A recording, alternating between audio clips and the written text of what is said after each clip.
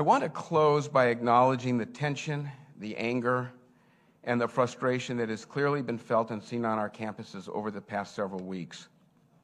I have met with both Muslim and Jewish students to hear firsthand what our students are experiencing. Jewish, Arab, and Muslim students on our campuses have expressed to me that they do not feel safe, many of them.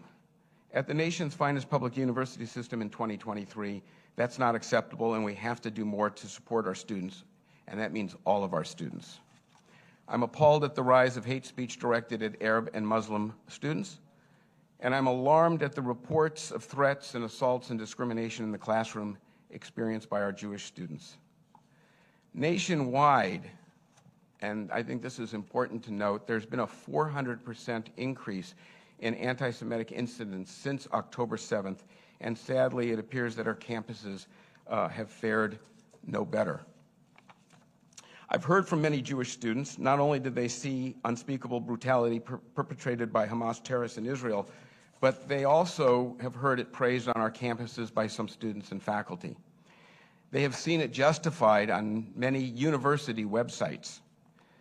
And they have shared specific instances in which they believe their rights have been violated by episodes of academic abuse by isolated members of our faculty.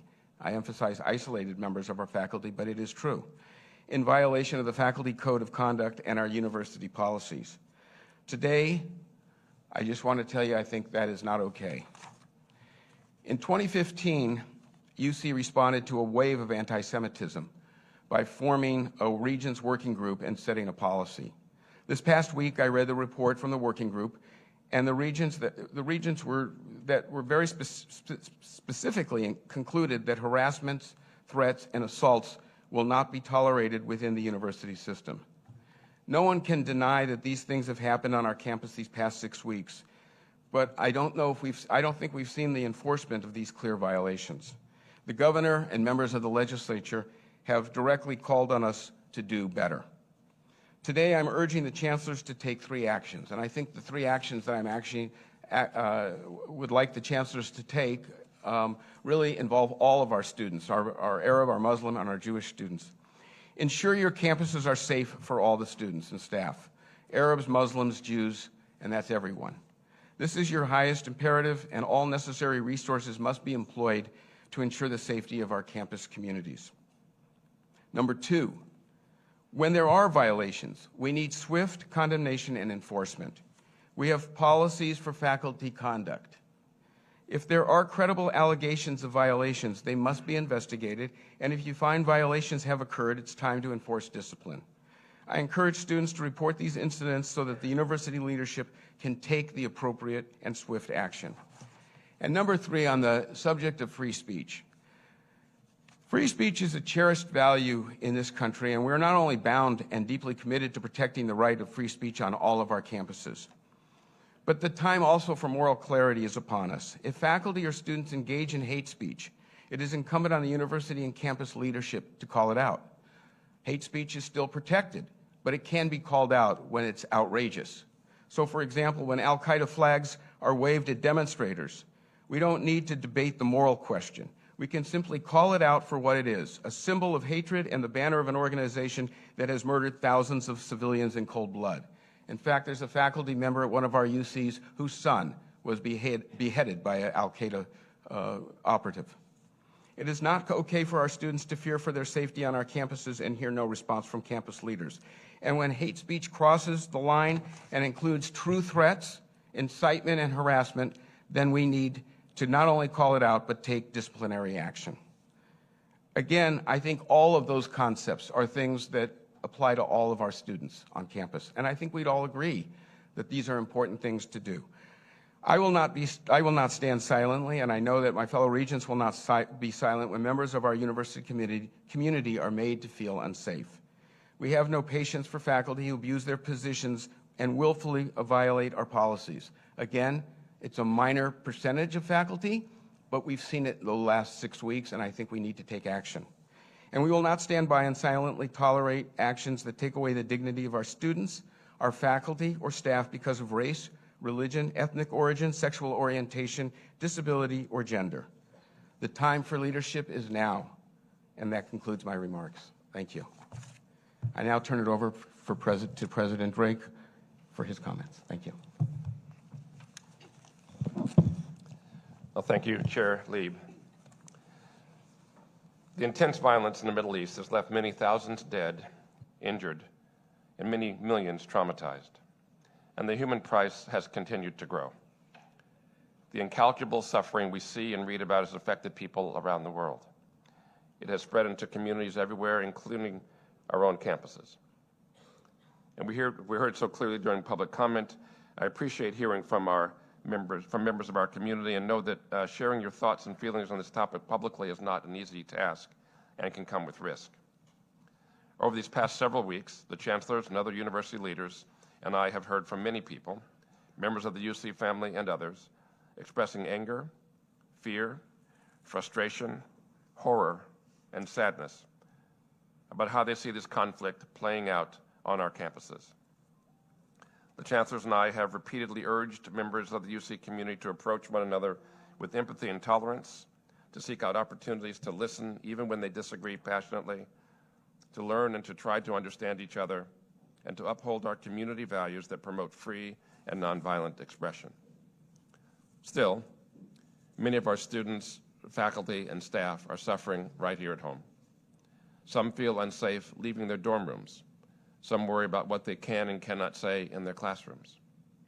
Some feel helpless and unsure about how to navigate this complex situation in class or at work. Some have been doxxed for using their voices, and some have faced outright violence. They are fearful, they are vulnerable, and they have asked for our help. As university leaders, we cannot solve the deep and long-lasting issues that resulted in the horrific violence we saw in Israel 6 weeks ago and the devastation we are seeing in Gaza. But we have an important role to play as an educational institution.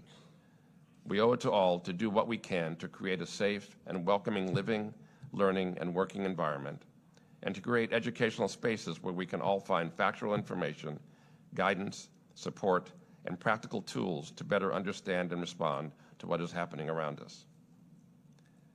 Last week, the chancellors and I released a joint statement condemning the alarming acts of bigotry, intolerance, and intimidation that we have seen on our campuses over the last several weeks. But we recognize that words alone are not enough.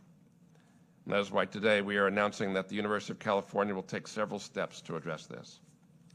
First, I've asked Jody Steiger, the university's system-wide director of community safety, to convene his campus counterparts and to ensure that we are responding appropriately to incidents of violence on our campuses.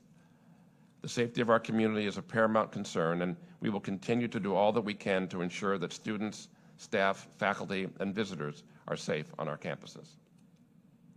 Second, we're announcing the creation of a system-wide Office of Civil Rights at the UC Office of the President. This new umbrella office will provide guidance and support on issues related to protecting civil rights at our 10 campuses, our medical centers, our national labs, and the Office of the President. It will encompass the existing system-wide Title IX office, a new system-wide anti-discrimination office, and a new system-wide disability rights office. The launch of the system-wide Office of Civil Rights has been in the works since last year, the result of feedback from the UC community and the recommendation of a system-wide working group that has been dedicated to developing the university's anti-discrimination policy. We're currently hiring senior staff, and the office will be up and running this spring. Today, we are working actively to improve mechanisms for responding to discrimination and harassment allegations across the university, including anti-Semitism, Islamophobia, and other forms of hate.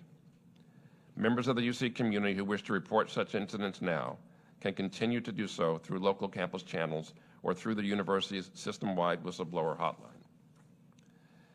And lastly, today, we're also announcing that we will dedicate $7 million from my office's budget to provide our campuses with funding in 3 specific areas. First, at the request of our campus communities, we will provide $3 million to bring in emergency mental health resources for students, faculty, and staff who may be struggling with recent events or with the climate on their campus.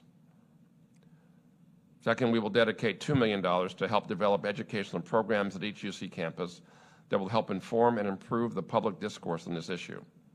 This will include programs focused on better understanding anti-Semitism and Islamophobia, and how to recognize and combat extremism and a viewpoint-neutral history of the Middle East. We will also then devote another $2 million to train our own leadership, staff, and faculty who are seeking guidance on how to navigate their roles as educators in this space.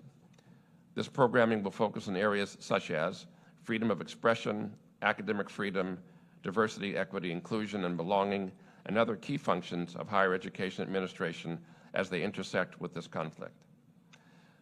The goal is to ensure that UC leaders and educators are equipped with the knowledge they need to respond when issues arise, and that our university policies are supportive, preventive, and viewpoint neutral. The war in Israel and Gaza presents a complex set of intersecting issues that require multiple solutions on multiple fronts. Today, we are doubling down on who we are, an educational institution that's guided by facts and data, but also a moral compass that helps us find our way to compassion and understanding in difficult moments. Members of my leadership team will immediately begin to work with campuses to implement these steps, and we will keep the board updated on our progress.